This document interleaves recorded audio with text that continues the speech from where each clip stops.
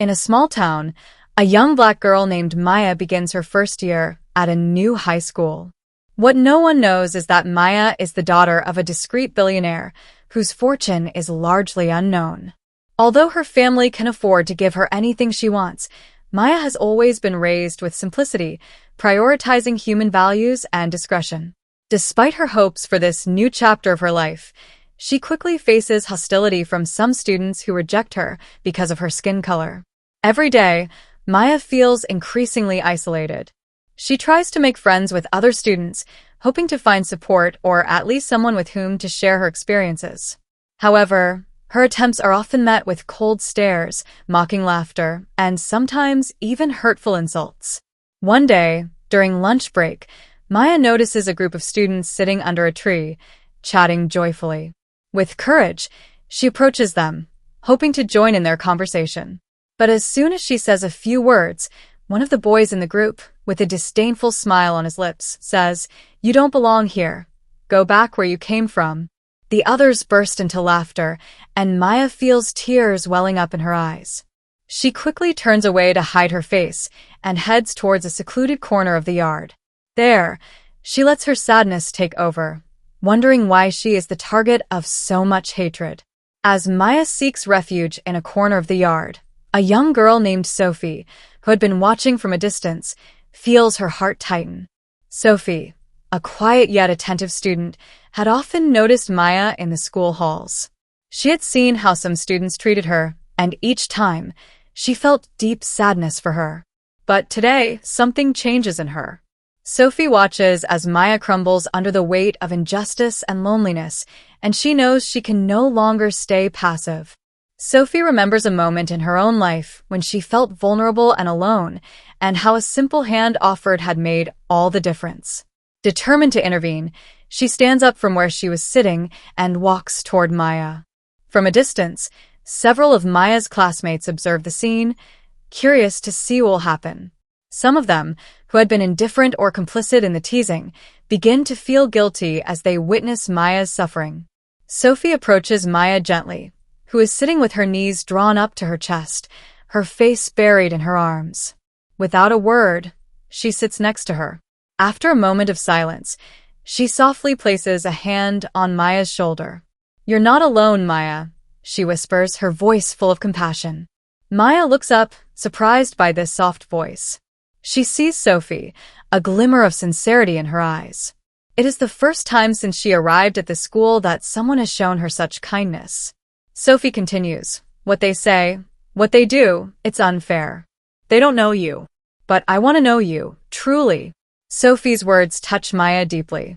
She feels, for the first time, that someone sees beyond her skin color and the prejudice that surrounds her. Sophie smiles at her, a smile that reflects hope and the promise of a budding friendship. As Sophie and Maya begin to grow closer, sharing moments of understanding and mutual comfort, a group of students, those who had mocked Maya earlier, decides to disrupt them. During a break, they approach the two girls, who are chatting peacefully under a tree. One of the boys, with a mocking grin, says sarcastically, "So, are you sisters now? You look so much alike, it's almost scary." The others laugh, their laughter shattering the peaceful atmosphere that Sophie and Maya had managed to create around themselves.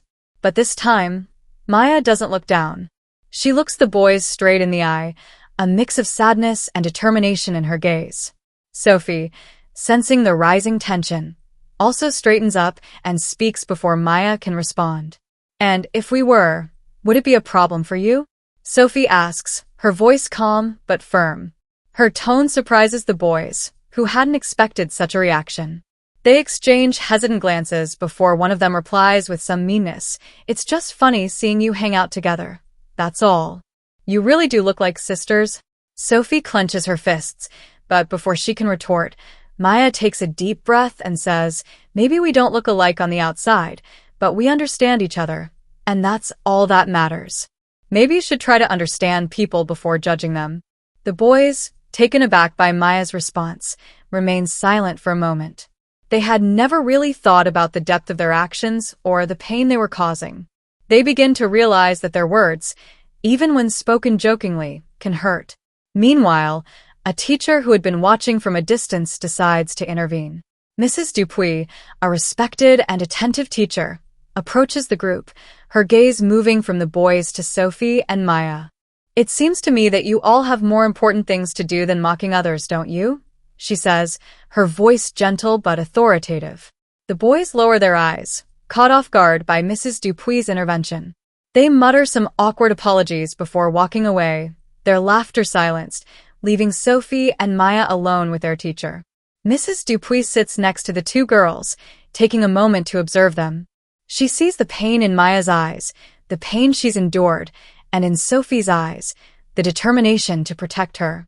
"I'm proud of you both, girls," she finally says. "You showed a lot of courage today. If you ever need to talk, I'm here for you." Maya felt more confident thanks to the support of Sophie and Mrs. Dupuis, but the other students were not ready to accept this new friendship. They wanted Maya to leave the school and decided to devise a plan to drive her away for good. One day, during a break, a group of malicious students noticed that a boy in the class had left his smartphone unattended. Seizing the opportunity, they stealthily took the phone and slipped it discreetly into Maya's bag. The owner of the phone, panicked by its disappearance, quickly alerted the school administration. The school, eager to resolve the issue, ordered a general search of the students' bags. Maya, unaware of the plot, was shocked when her bag was searched in front of everyone.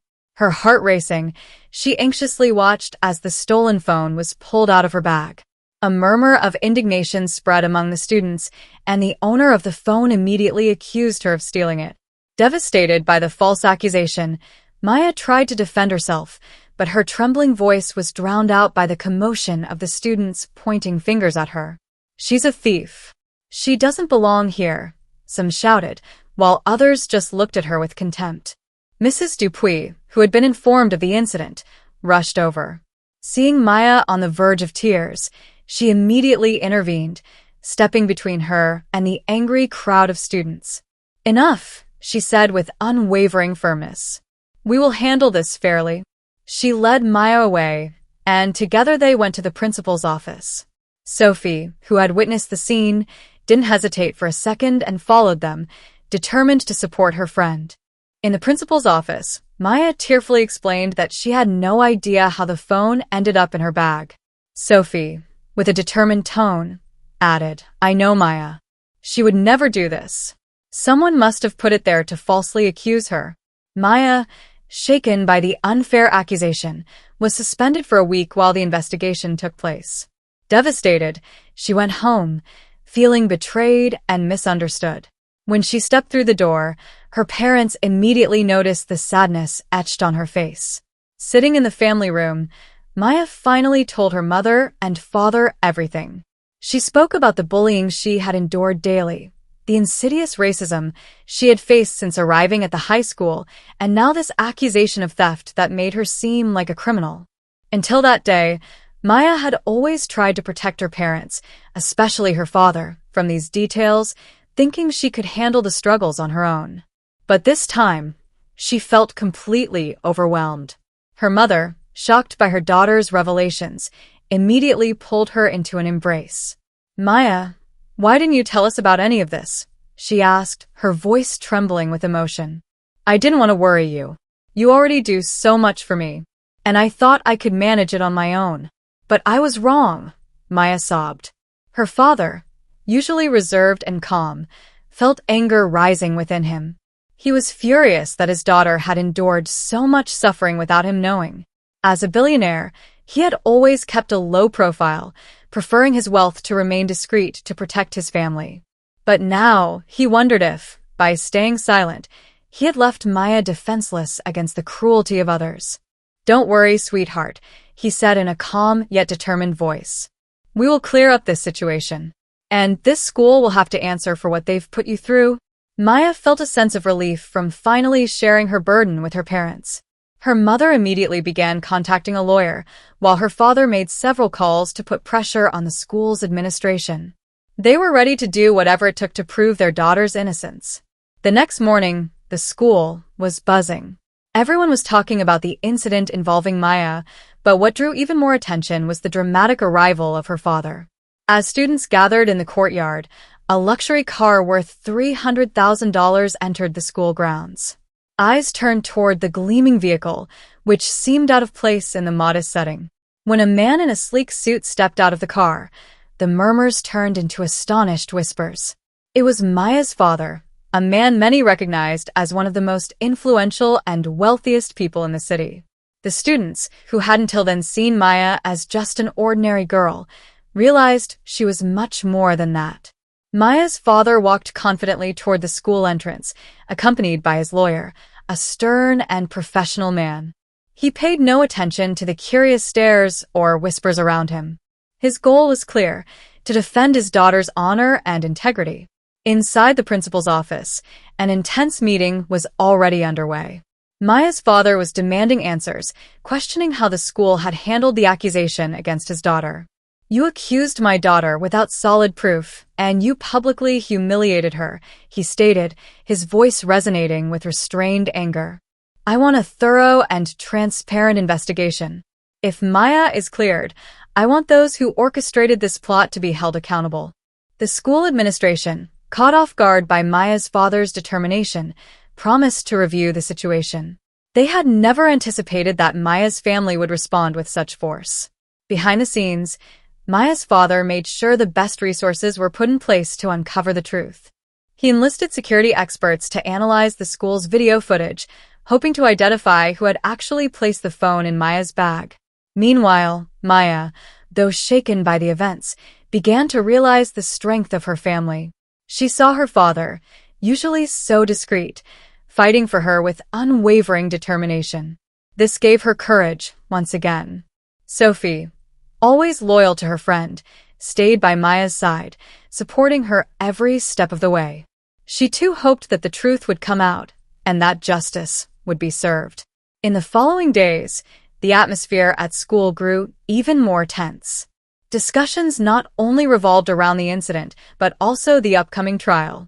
Maya's father, determined to go all the way, had officially filed a lawsuit against the school for defamation and negligence.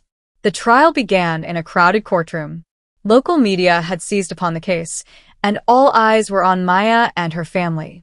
The school principal and the involved teachers were present, looking anxious. Maya's father, accompanied by his lawyer, remained impassive, focused on his mission to restore his daughter's honor. As the trial progressed, Maya's father's investigation uncovered crucial details. Several students, weighed down by guilt and the burden of their consciences, came forward to tell Sophie they had seen suspicious students around Maya's bag before the phone was found. Encouraged by Sophie's courage and eager to right their wrong, these students testified in court. The students' revelations brought a decisive turning point. Their testimony confirmed that certain students, motivated by personal grudges or misplaced jealousy, had schemed to frame Maya. These students had manipulated the situation, taking advantage of inadequate supervision to place the phone in Maya's bag, hoping to bring her down and gain the attention and privileges that would follow. The evidence presented confirmed the accusations of negligence and mismanagement by the school. The administration, caught off guard, was forced to confront the truth. The principal, along with the involved teachers, had to acknowledge their mistakes and their hasty judgment. The truth came to light, and the school was subjected to severe sanctions, including the implementation of new protocols to prevent future incidents and a training program for the staff. With the truth revealed, Maya's reputation was restored. The school, now under the spotlight, had to face a wave of criticism and public pressure. Maya's father, satisfied with the verdict, continued to support his daughter while remaining active in advocating for changes in the educational system to protect other students from injustice. Maya, though her honor had been restored, continued to fight for other students who found themselves in similar situations. She grew closer to the students who had testified, forming a support group to help those in difficult circumstances. Sophie, for her part, was praised for her courage and integrity. She and Maya developed an even stronger friendship, built on values of loyalty and justice. Together, they began organizing workshops and conferences at local schools to raise awareness among young people about issues of justice and ethics. The incident had a profound impact on the entire school community. Students, teachers, and parents came together to discuss the lessons learned from the case and how they could improve the school environment. The school undertook significant reforms, ranging from implementing more transparent reporting procedures to fostering a culture of responsibility and honesty. Maya, now aware of the strength of her own character and the unwavering support of her family and friends, looked to the future with hope. She committed to using her experience to inspire other young people and advocate for justice. Her relationship with her father deepened, and she came to appreciate not only her family's strength, but also the power of truth and solidarity. With Sophie by her side, Maya embarked on new projects, including initiatives aimed at promoting dialogue and understanding within schools. She understood that even the most difficult trials could be overcome with courage and determination, and that authentic relationships and justice were the pillars upon which she wanted to build her future. Maya's story reminds us that truth and justice are not abstract concepts, but essential principles that guide our actions and relationships. How we react to injustices and how we support those who fight for the truth defines our character and integrity. In conclusion, this story invites us to reflect on the importance of standing up for what is right and being supportive of those who fight for the truth. Whether through our actions, our support, or our commitment, we all play a role in building a more equitable and compassionate world.